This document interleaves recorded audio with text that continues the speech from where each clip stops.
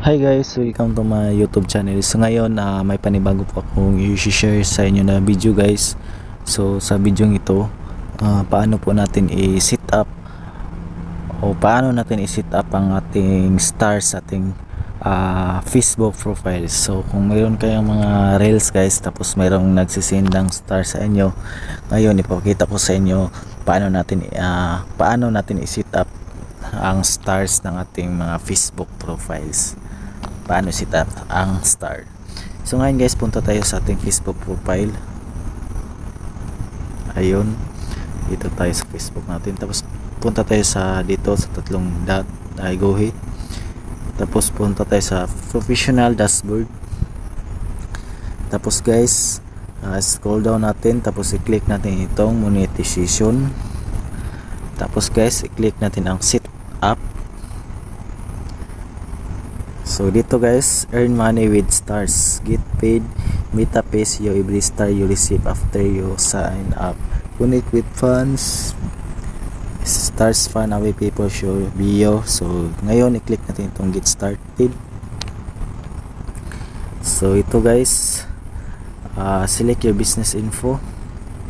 Tapos guys, i-check lang natin yan, kasi yan po yung Facebook profile natin, Facebook name.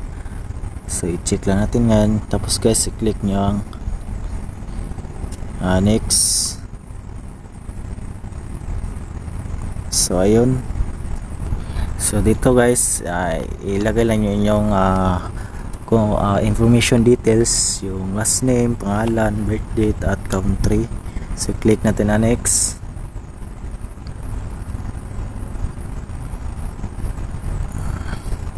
So dito guys, ilagay nyo yung country, Philippines, business. Lagay lang ninyo ang public corporation, private corporation, partnership, individual source, partnership na lang.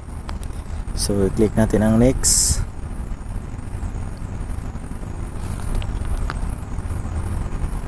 So dito guys, ilagay lang nyo ang business address nyo. Tapos ilagay nyo city, state, province, zip code, phone, tax identification number or TIN. Kana po din So ayun guys, pipilapan lang ninyo yan lahat guys, para pag napilapan nyo yan lahat, yung mga information details is automatic na po yan na masisit up na po yung stars niyo. Tapos pag ma-set up na po yung stars niyo guys, is kailangan po ma-hit ang $100 para pwede na po kayo makapagsahod sa Facebook profile na $100 pag ma-hit niyo yung $100.